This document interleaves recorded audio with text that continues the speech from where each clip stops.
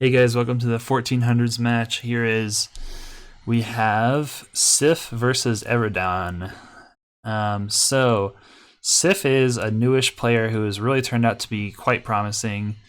He has many good wins, a very clean record for having just started the game in some months ago.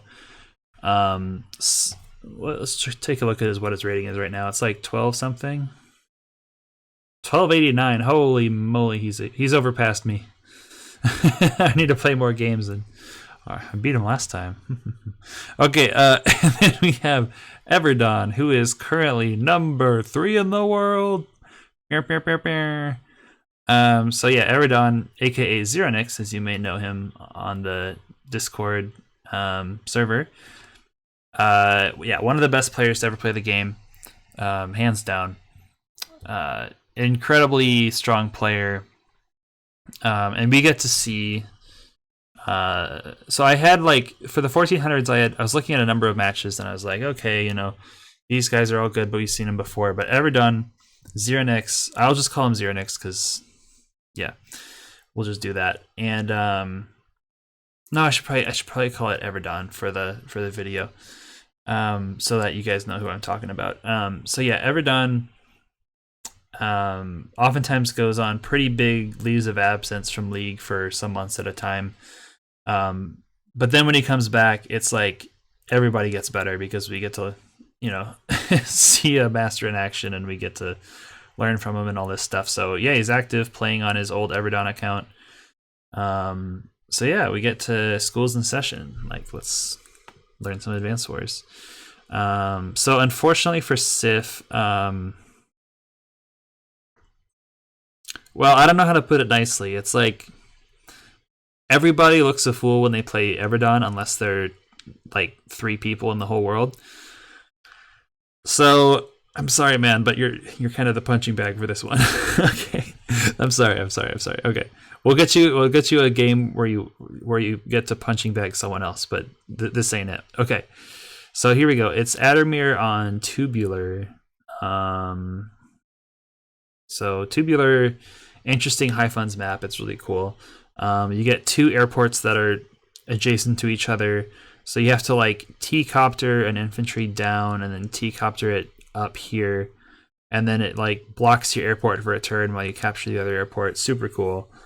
3 base high fund, double airport in a pretty powerful position next to your 2 base. Headquarters are kind of far back, but against 2 airport 2 base, it's pretty dangerous. What else is cool about this? There's all these properties for free on the side that you can pick up. Yeah, it's a really interesting map. So yeah, Adder Ditto. Adder makes a lot of sense here because with 2 airports and high funds, you can spam out double B-copter like crazy. So and of course, Adder has some excellent B-copters because of the movement boost that he gets in side slip for his 2-star CO power. And those really give him a very strong the extra movement boost. Not only does it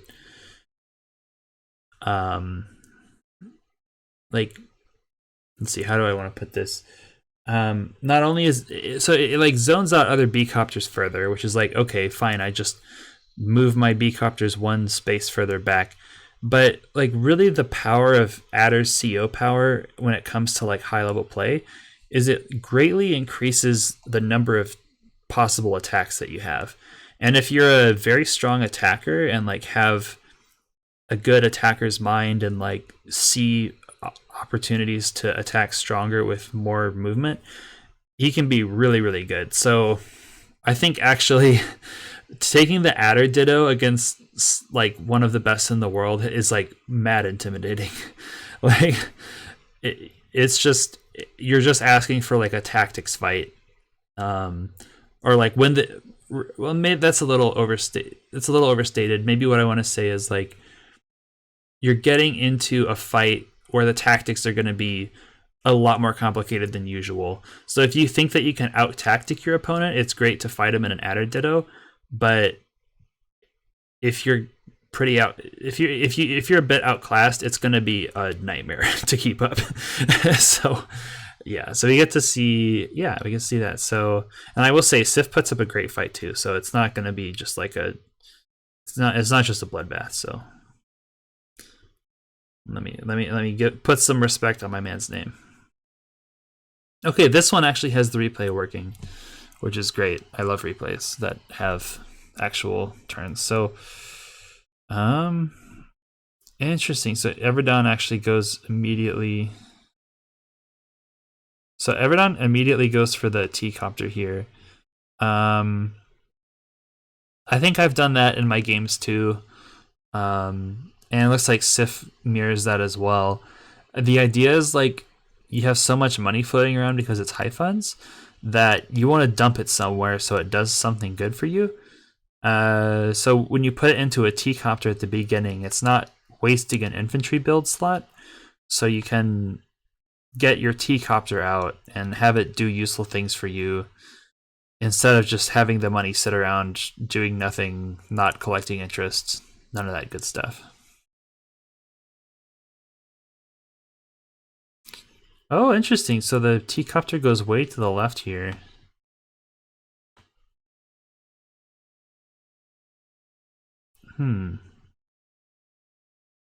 That's...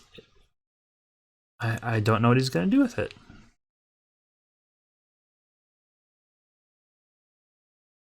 I guess it's going to pick up this second infantry and then ferry it to this like juicy property filled area. That would be my guess.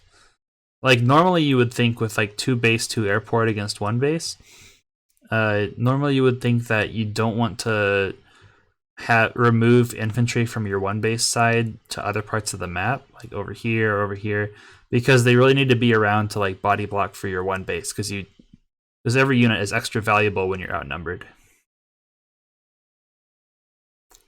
Okay, so Sif goes for something different. A second T-Copter, that's pretty interesting. So with the T-Copter here, I'm thinking probably what we're gonna see is, so Sif will have 12k, so he could do triple infantry B-Copter, or he could just skip the airport build next turn, move the T-Copter back, and capture from there. That'd be pretty good. Yeah, Zeronix, I'm sorry, Everdan's move, I'm still trying to understand what's happening here.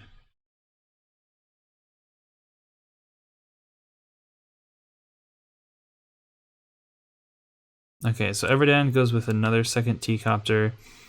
Could be a response to the first one. Sorry. Could be a response to Sif's second T-Copter. Just thinking like, okay, if my opponent is going to play the accelerated T-Copter game, I might as well keep up because I don't really see like an obvious way to punish that play.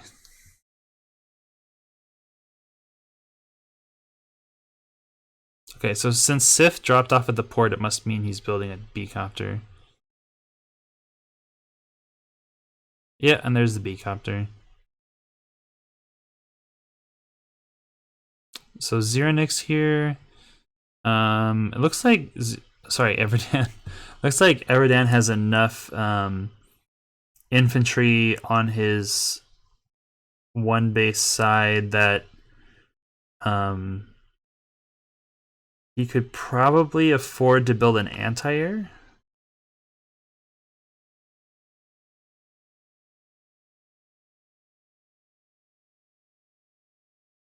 Okay, looks like an anti-air from this side. Oh, interesting. Yeah, that makes more sense because that way you're not wasting a 1 base build. You can use a 2 base build to go move over and take care of this B-Copter. I like that.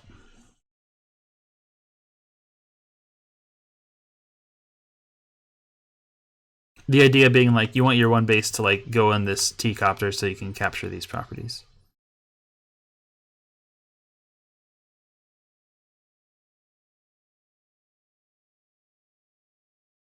And actually, now that I think about it, like I was trying to think of ways where you could um, get your second airport ASAP. Um, but really, it's not until like mid game that you really start thinking about spamming double B copter. So you're not in any rush.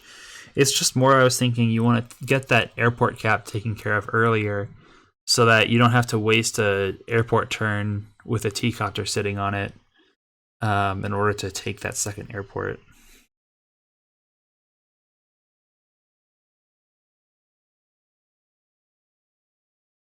Okay, and while I wasn't looking, Everdan decided to build yet another T copter. So now it's 3 T copters, 2 anti-air. It looks like a tank from the one base side here from Sif. And then the B copter here looks like it's in trouble. And when I say it looks like it's in trouble, it just doesn't look like it's doing anything. Okay, and this is protected.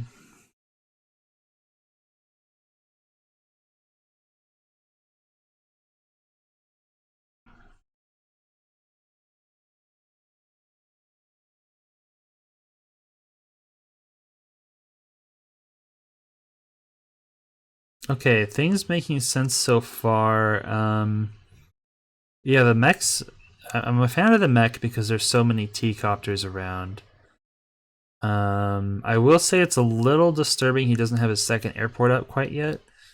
But could be alright.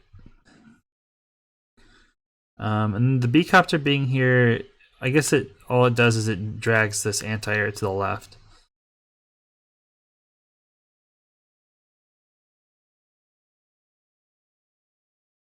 Skipping these caps for so long is kind of interesting. I'd be interested to see the funding curve for this turn. Also putting the T-copter here, I think that might have been a misclick. Because this infantry cannot reach it. So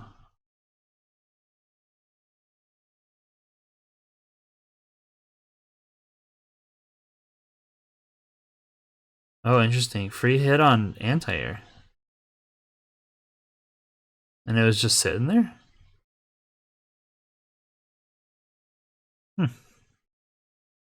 This might be like some Gigantamax brain, like, I need to get up in the power meter type thing. Like, this anti-air isn't doing anything for me, so I want to convert my money into meter. That would be insane. I'll have to ask Everdan about that. It's probably Dawn because he likes Go.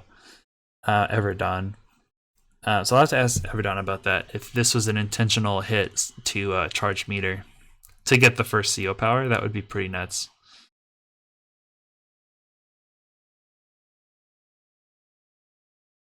Usually, you want to wait for sacrifices until your meter's just about ready to pop. Otherwise, it's just value that you're giving away that you don't like. Yeah, like if you could play it perfectly, it's like you wouldn't have any damage on your units until you needed it for a meter, and then you do a bunch of damage, get your meter charged, and then you use your power. But unfortunately, like the game is just never quite gonna act like that.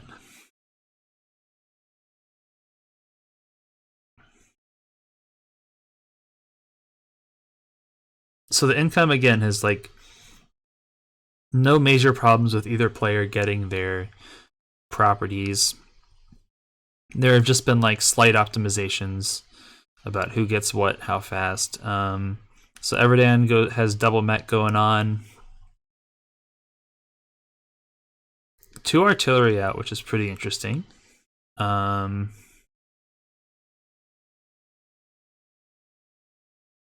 mean, it's just like it's a solid pushing unit that yeah, I mean, even in high funds, it's a solid pushing unit that gives you short area control. I mean, it's just like it's a solid pushing unit that yeah, I mean, even in high funds, it's a solid pushing unit that gives you short area control.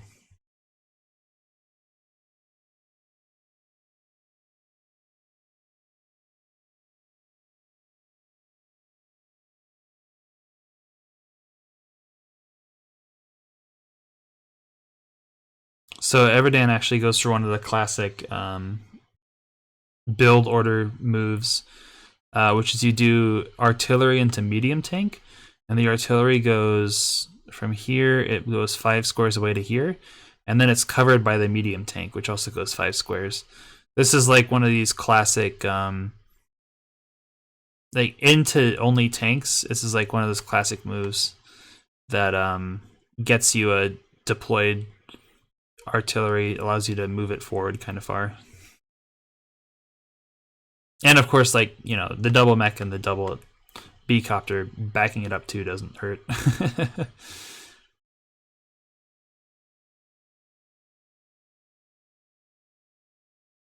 Okay, so the tank engages, but with no.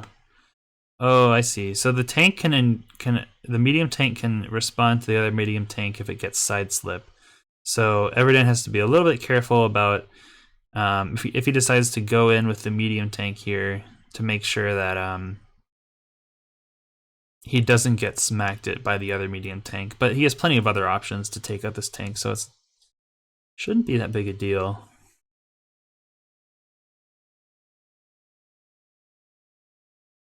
So Everdan, 1 star away. It's looking like a CO power is possible if he decides that he can find some good targets for it, of which I don't see any at the moment. Well, you could hit this B-copter with this B-copter. Maybe there's something here for a CO power.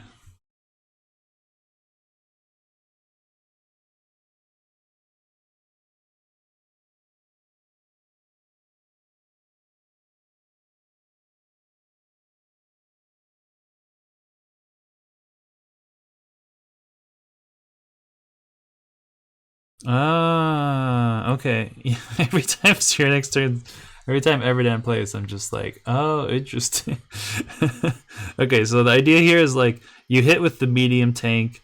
The medium tank, well, first of all, you have to do the annoying job of clearing this infantry, wasting like, well, okay.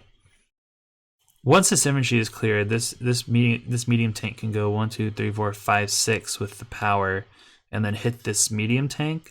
But then it's defended by this bomber with CO power defends the medium tank. So it's like the map gets a lot smaller when Addermirs are present. And then the Everdan also refutes this artillery attack.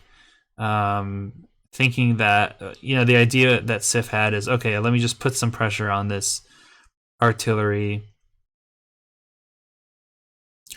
Oh, I see. This was like, this was very thoughtful. So, Everdan played this way to cover the comm tower capture with the artillery.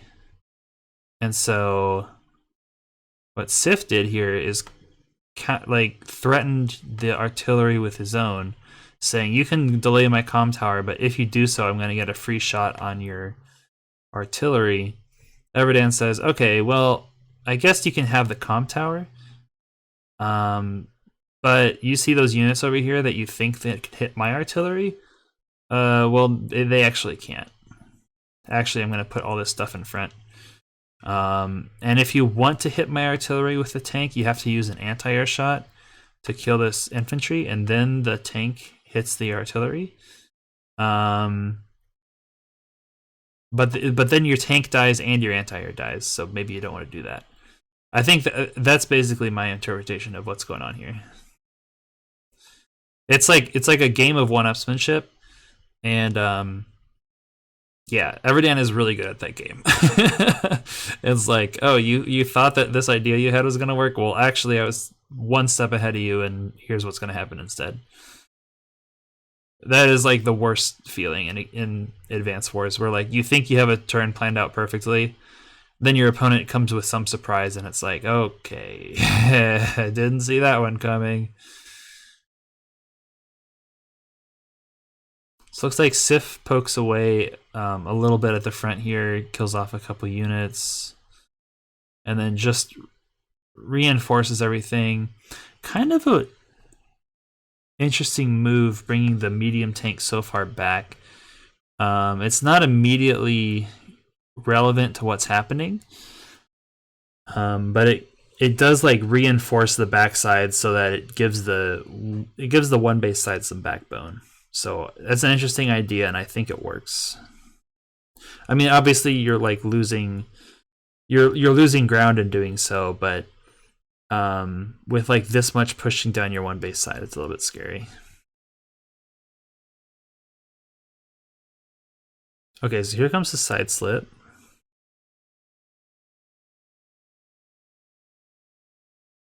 Okay, 2 unit kills, takes out the anti-air, takes out the B-copter, another B-copter dead, cleans up a bunch of stuff, dead tank, dead infantry.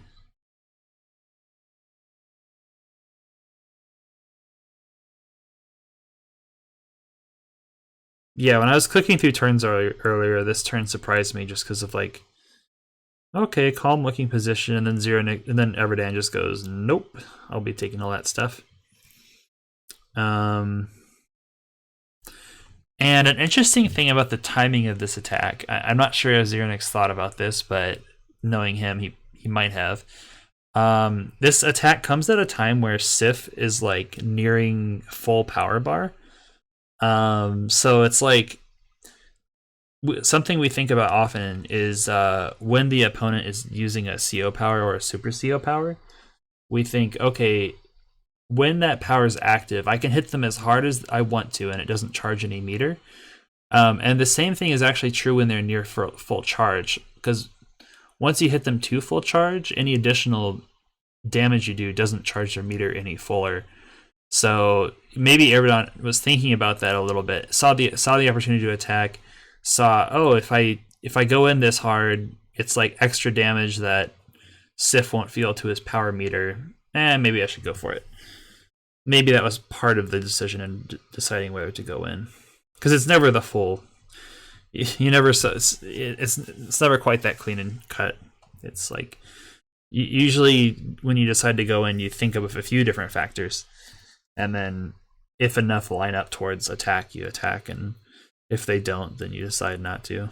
So here comes the super CO power from Sif. Let's see where his. So that's 1+2 movement that was relevant.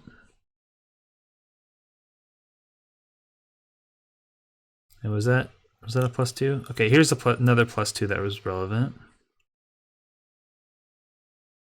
So Sif not having a bomber here is actually probably something that I would feel a little uncomfortable with, because we have medium tank, neo tank, and your only way to deal with them is with medium tanks. And there's also no fighter on the board for Sif. So like Sif kind of deviating a little bit from traditional like top level high funds play.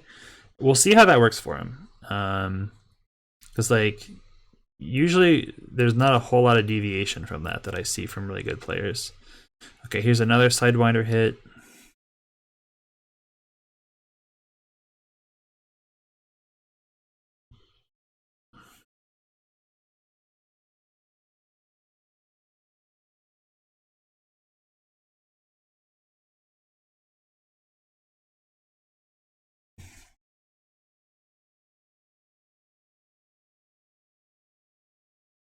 Okay, there's the bomber. It feels like it's one. No, it's okay. Yeah, it's all right. And the neo tank. Okay, makes sense. I'm not sure why there's a T-copter here.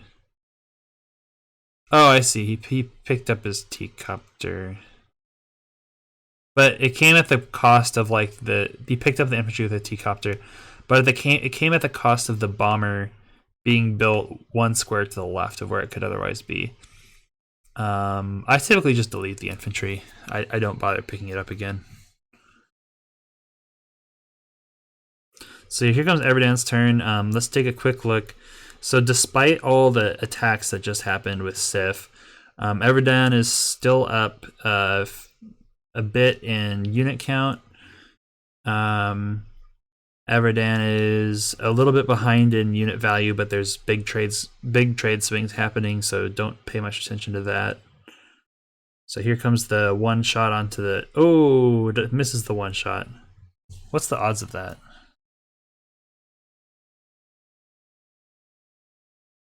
Okay, so it's not great odds for a Oko there.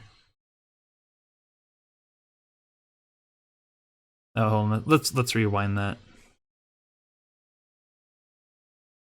So that we have the injured medium tank.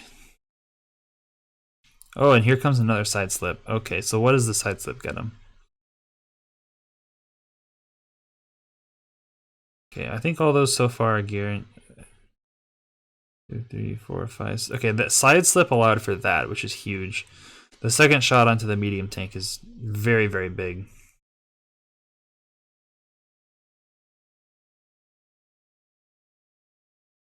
Okay, and there he gets the mech takes out the... Okay, no kill there, so the infantry doesn't get to take a shot on the mech. But it's... I mean, it's not that big a deal. There's like much bigger trades happening right now.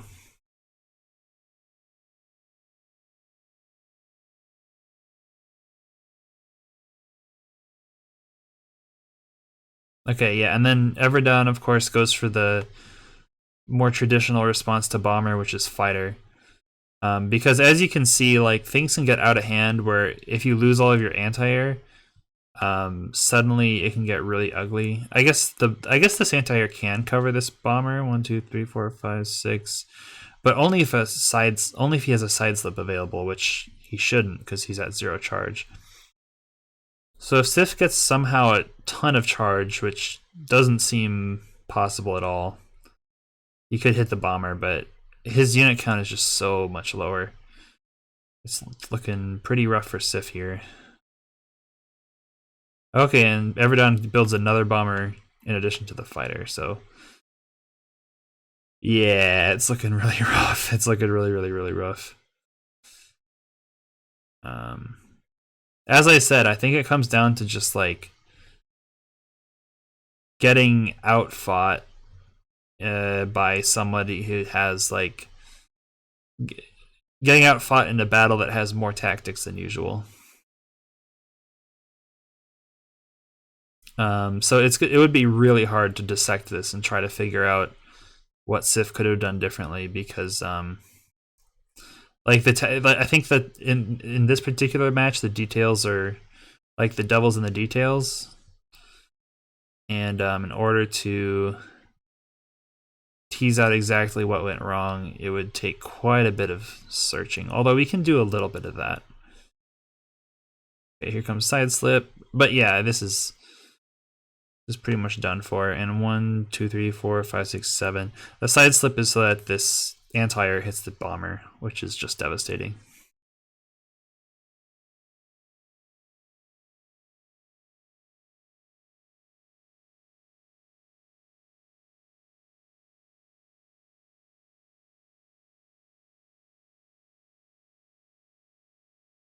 And there's all these little details too that just make Everdon's attacks so devastating. Just look at how effectively he's walled this Neo tank. The Neo tank has like a Bomber it can hit, no. A T-copter, no. A 1 HP mech, no. A fighter, a Bomber, an infantry, a 3 HP medium tank. Although I guess he does have super CO power available, so his best bet is like this artillery, or this infantry goes to here, kills this. So yeah, this Neo tank's best targets are like an artillery or a tank. And well, I guess Eridon has... Oh no, he has the Neo tank over here that's very well protected. But I think this is I think the resignation is here.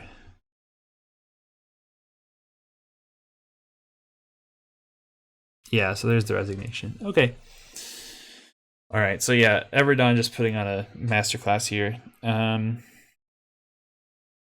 But Sif definitely holding on for quite a while.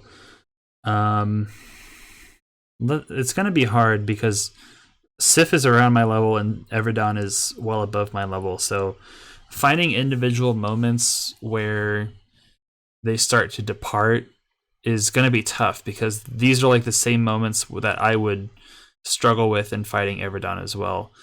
And if it weren't for those moments where I struggle fighting Everdon, I would be better than I was. So, all right. So I think build order wise, it's interesting to see this early B copter be met with so many anti-air. With all these anti-air involved, it really shuts down Sif's ability to make use of this B copter.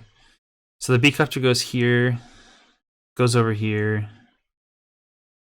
It's met by the anti-air, so it has to go somewhere else. Goes over here. It gets blocked from hitting the T-copter. It goes over here. It goes over here. It goes over here. Okay, finally it gets some action on turn 12, and it was built like 10 turns ago. So, like 8, let's say. So, getting value out of your first units is like a pretty important skill. Because basically, like, this 9k investment that he did so early doesn't net him anything. All it does is, like, it forces an anti-air build here that, like, follows him around. And then the anti-air is useful in combat in the meantime. So I think this B-copter getting completely walled by the anti-air is, like, not great. What you might want to see, you want to see B-copter here, and then actually the tank over here to go along with the B-copter to sort of shadow it, to take care of to threaten the anti-air that seek to hit the B-copter. So maybe that's one optimization that happens early on that I might remark on.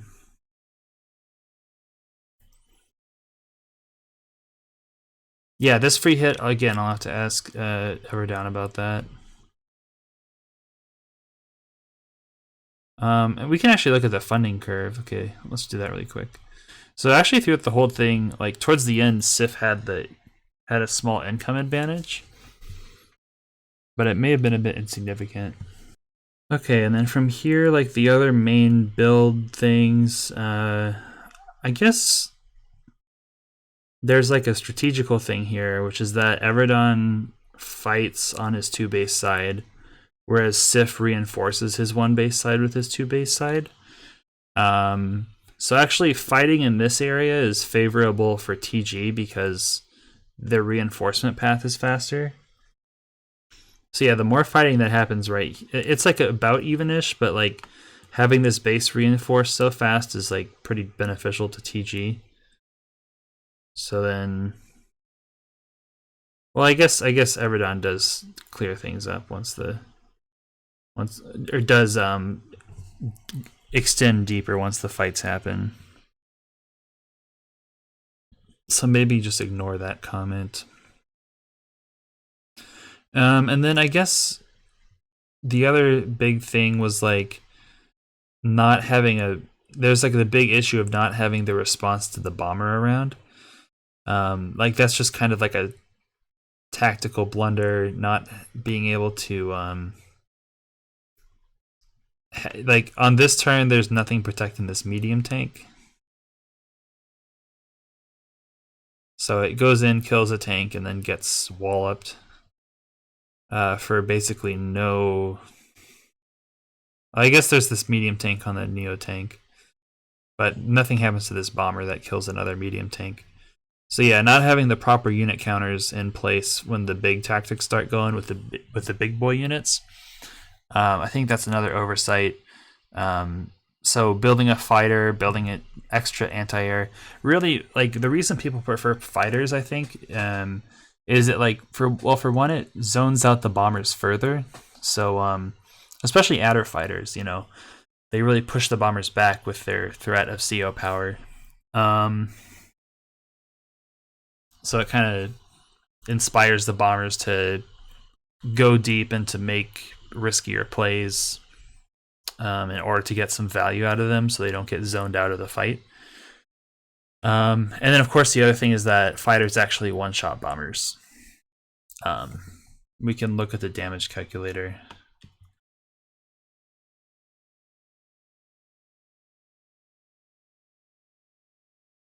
So with 1 tower, they one-shot. With 0 towers, they one-shot. Yeah, like with 900 towers, they one-shot. Yeah, the only main thing is like if it's a tower and a power, a tower of power, they have like a small chance of not one-shotting. So that's something to keep in mind, I suppose. But yeah, definitely. So right, that was talking about fighter response to bomber. So it's a good one to keep in mind. And fighter is pretty good here, anyways, because there's so many air units. It'll always have targets. Yeah, and that's probably it. And the other thing I guess is like going kind of Sif went a little heavy on B copters considering how many anti-air there were. Like 1 B copter versus 1 anti-air in an army is all right, but having 4 B copters versus 4 anti-air is like really bad. That's pretty dangerous. Like it takes a lot of work in order to get use out of them when they're just gonna get one shot no matter what they do. So there's like something to be said about that. Okay, cool. So that's pretty much all for that. Thanks for watching, and yeah, stay tuned for the next for the next league review video. Peace.